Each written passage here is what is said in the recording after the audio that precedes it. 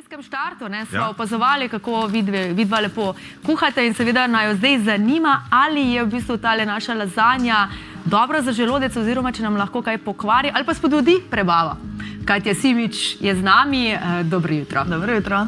Torej, v bistvu pripravljamo danes lazanjo. Kaj bi bilo vredno, da dodamo še zraven, da nekako pač je naša prebava, da ni preveč težko za naš želodec, ne? In da bomo lažje oziroma normalno šli na WC? Zraven lazanje bi recimo bilo definitivno dobro pojesti kakšno solato, lahko tudi dodamo kakšno stročnico zraven, naprimer fižol, mogoče žlico čičerike, tudi juhica na začetku bi se čisto dobro obnesla, se pravi, da dodamo nekaj tekočine, zelenjavna juhica v tem primeru, ali pa mogoče na koncu namesto sladice, da bi dodali kakšen kompot ali pa kaj podobnega. Tako da bi definitivno pač ta obrok, ki je mogoče res malo težek, malo razrečil, če lahko uporabim ta izraz. Zdaj, če govorimo danes o zaprtju, ki je lahko pač velik problem, gre pa ponavadi, ali je kratkotrajno ali pa dolgotrajno, torej, da so težave že nekaj časa. Kakšni so v bistvu lahko vzroki za zaprtje? Vzrokov je več. Tukaj definitivno teh nekih medicinskih ne bi sploh se niti dotikala, se pravi, če ima nekdo mogoče da je zaprti simptom neke težje tudi bolezni ali pa mogoče posledica kakšnega zdravljenja, zdravil, tako da ta del bi mogoče prepustile zdravnikom in farmacevtom. Kar se pa prehrane tiče, je pa ponovadi to prehrana, predvsem ta hiter način življenja, premalo vlaknine, premalo sadja, zelenjave, morda premalo tekočine. Če pride do zaprtja, kaj lahko naredimo v tistem trenutku, da si pač olajšamo stanje, ko vemo, da je težko, da je boleče, recimo predvsem, če gre za boleče odvajanje blata? Če se to večkrat ponavlja, bi jaz definitivno šla k zdravniku. Se pravi, včasih je ljudem nerodno in se izogibajo te teme, pa kar malo za sebe držijo, ampak če je to recimo neka stvar, s katero se res pogosto soočamo, je treba pač to nasloviti, najti diagnostiko. Če pa se to zgodi mogoče po kakšnih praznikih ali pa tako vsake toliko, ko mogoče tudi sami vemo, da smo se prehranjevali v bistvu mogoče izven nekega naših navad, potem pa je včasih dovolj tudi samo gibanje. Se pravi, nek sprehod, lažji, hoja po stopnicah, tek lahkoten, prehransko pa spet tako kot v bistvu za preventivo, se pravi sadje, zelenjava, za obilico vode, morda tudi kakšen fermentiran izdelek, naprimer kefir, kislo mleko, kaj podobnega, pa se mogoče potem na ta način v bistvu spodbudi. Ampak spet, to je res, če vemo v bistvu, zakaj je do tega prišlo. Kaj pa suhe slive, recimo, različni kompoti? Suhe slive imajo v bistvu celo edino živilo, ki imajo odobreno zdravstveno trditev, se pravi, da res prav suhe slive pomagajo, ampak ta trditev pravi, da v bistvu pomagajo ohranjati normalno delovanje črevesja oziroma prebave in to v primeru, da jih zaužijemo 100 gramov na dan vsak dan. To pa je veliko. Ni toliko malo spet. Sploh, ko potem recimo pobrskaš po internetu, pa imaš potem recimo v istem članku suhe slive pomagajo pri prebavi, ampak z njimi ne pretiravati. Ker so pa mogoče kalorične ali karkoli. Veliko sladkorja vsebujejo. Ja, suho sadje, tako da je res tukaj ta faktor zelo pomemben in predvsem tudi to, da pomagajo ohranjati delovanje prebave oziroma normalne prebave, ne pa izboljšati. Ali pa ne pa morda nekomu, ki je res zaprt, vprašanje, če bojo pomagale. Je treba res delati veliko na preventivi in probati preprečiti to, da do zaprtja tazga sploh dolgotrajnega pride. Torej, v bistvu vsak dan moramo poskrbeti, da so naši krožniki dovolj pisani in seveda, da so v bistvu različne živila, ki jih vnašamo potem v svoje telo. Zdaj recimo, kako si lahko pomagati oziroma, da nekako poskrbimo za dobro delovanje naše prebave? Začnemo že zjutraj s kakšno limonado, toplo vodo, kaj drugega? Tako, ja. To je tudi, jaz v bistvu prisegam na to in tudi jaz osebno to uporabljam, se pravi topla limonada, žličko medu.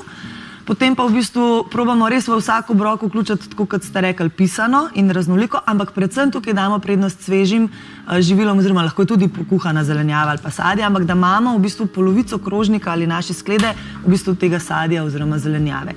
V primeru recimo zajtrka bi to bilo potem recimo lahko kakšno jabolko. Jabolko ima veliko topne prehranske vlaknine, pektina pomaga v bistvu to tako bolj viskozno črevesno vsebino narediti, da bo lažji ta pasaža skozi prebavno cev. Po drugi strani dodamo tudi netopno prehransko vlaknino, vsako v bistvu žitarico, ki jo imamo v svoji prehrani, mogoče probamo s polnozrnato zamenjati, se pravi, da uporabimo na ta način. Potem res, kot smo prej rekli, stročnice dodati, kamorkoli gre, ali za na kruh namazati, naprimer humus, ali kakšni solati dodati, mogoče tudi juho gostiti, z rdečo lečo ali pa podobno. In nujno dovolj vode. Ker včasih se zgodi, da pač pojemo več prehranske vlaknine, potem pa premalo spijemo. In zdaj, če si predstavljate, recimo, ko damo testenine kuhati v lonec, nekako nabreknejo, se povečajo, pač vodo posrkajo. Če pa je te vode v loncu premalo, potem pa v bistvu zabijajo, če lahko ta izraz uporabimo. In podobno se bo v bistvu v naših prebavilih zgodilo. Se pravi, če je premalo vode, bo vlaknina, ki jo v bistvu svetujemo za pomoč, bo v bistvu zaprla. Tako da isto živilo v bistvu lahko naredi škodo, namesto da bi nam pomagalo. Dovolj vode torej, je treba spiti čez dan. Kaj pa, če morda ostaneva samo za trenutek še pri jutru, prva jutranja kava, pomaga pri tem, da lažje odvajamo? Ja, marsikomu sploh če da zraven še cigareta, kadilci vedno rečejo kava pa čik, ampak jaz bi tako rekla, glede na to, da je toliko drugih načinov, bi mogoče ta cost benefit, se pravi, kaj si dobil, to, da si šel na WC, kaj si izgubil, mogoče to, da je ta kava obremenila želodec, da te peče zgaga, karkoli, bi pač vseeno svetovala mogoče kakšen manj agresiven način. Je pa ful stvar navade. Se pravi, kaj smo navajeni. Se mi zdi, da to, da greš na WC, je kar del neke dnevne rutine. To se pogosto na potovanjih pokaže. Ali pa če zamenjamo okolje, spiš nekje drugje in zjutraj se ti nekako prebava ne obnaša čisto enako, kot se ti doma. Tako da tukaj je veliko na navadi in če bi recimo nekdo zdaj mogoče res kavo delal, bi jaz svetovala postopno mogoče kakšen mal bolj tak. Mogoče res to limonado, čeprav je pa res, da tudi limonada lahko spet nekomu povzroči. Ker bi se moramo najti način, kako bi to... za sebe. Kaj paše našemu telesu.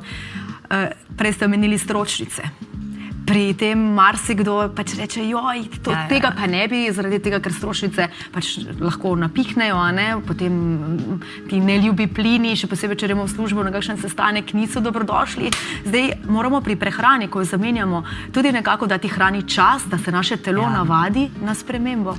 Tako in to je tudi recimo zelo velik problem kakšnih diet, ker se velikrat dieta zgodi iz danes na jutri in prebava vedno odreagira v tem primeru. Zdaj včasih zapre, včasih požene, ni nujno, da vedno ima ta učinek enak, ampak spremembe uvajamo v bistvu postopno in navajamo prebavno cev, da v bistvu odreagira na hrano, ki jo imamo. Pri stročnicah konkretno je tudi mogoče način, kako jo pripravimo, se pravi, če sami kuhamo, da jo res namakamo, da odlijemo vodo, da mogoče celo, če je zelo težavno, da pustimo, da malo kali, dan ali dva in šele potem skuhamo, ker bo to veliko lažje za prebavo, dodamo lovorjev list, dodamo tudi še druge začimbe, pomagajo, potem, ko uživamo stročnico in absolutno jo pojemo manj in prežvečimo. Se pravi, da si vzamemo čas. Tako, da ni tisto na hitro, ker taka na hitro bo napihana, ker bo v bistvu napol prebavljena, sploh prišla čez usta in pride v bistvu lahko v črevesje malo večji kos, s katerim potem se naša mikrobiota igra in ko se mikrobiota igra, se pač zgodijo lahko potem plini tudi. Tako, ampak recimo, nekdo pa reče, imam pa zelo počasno prebavo. Zdaj, kaj to pomeni in kako jo lahko pospešimo? Normalno, na WC, da gremo, da imamo normalno prebavo, pravimo, da je nekak razpon od 3-krat na dan do 1-krat na 3 dni. To je res, tudi 3-krat na dan je lahko še vedno normalno, je malo odvisno, kakšne oblike je blato, če je lepo formirano, potem tudi, boh ne da kakšna kriv blato ali pa kaj tazga, to je treba absolutno vedno iti pogledati. Ampak nekako tudi na 1-krat na 3 dni je še vedno normalno. In tukaj bi jaz temu rekla počasna prebava, ker praviloma si vsi želimo iti vsaj 1-krat na dan. In tisti, ki smo ali pa ki so navajeni na to, je v bistvu že če en dan ne greš ali pa greš malo kasneje, kot si vajen, ti je že v bistvu težko. In ta počasna prebavila bi absolutno poskusili pospešiti v bistvu z gibanjem. Se pravi, nekaj lahko naredimo tudi s kakšno masažo ali pa podobno mogoče, ampak gibanje nekako 30 minut na dan, ampak takega lahkotnega gibanja, če je trening ali pa ta naša gibalna aktivnost preveč naporna, lahko spet v bistvu negativno vpliva. Se pravi, neko lahkotna hoja, da izberemo stopnice, kadar je to možno, da morda parkiramo avtomobil za nalašč najdlje stran, ne pa najbližje, da pač prehodimo tistih par korakov. Morda, da niso pretesna oblačila, take stvari, da bi potem v bistvu spodbudile. Pa absolutno prehransko pa tako kot vse. Kaj masiramo pa, kar ste prej omenili v smeri urinega kazalca? Masirali naj bi v smeri urinega kazalca in v bistvu recimo se veliko tehnik se najde tudi na internetu, pa si potem lahko nekdo pogleda na ta način. Seveda pa je najbolje poskrbeti za preventivo, torej da do zaprtja sploh ne pride, tega se nišče ne želi. Če pa seveda se to zgodi, pa smo danes podali kar nekaj nasvetov, kako si pomagati. Hvala lepa. Hvala.